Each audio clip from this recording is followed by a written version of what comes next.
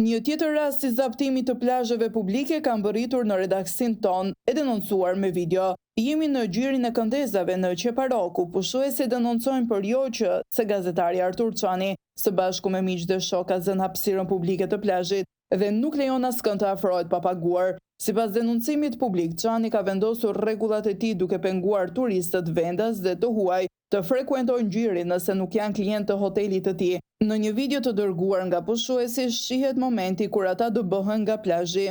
Përshëndetje, një tjetër rast i zaptimit të plazheve publike është regjistruar në Qeparo, konkretisht në gjirin e Këndezave.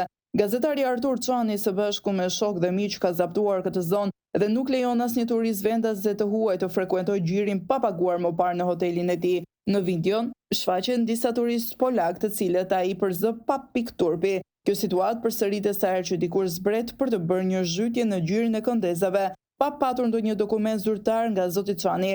Alternativa që ofrohet është ose paguaj ose ik, shkruhet në denoncimin e dërguar në redaksin ton.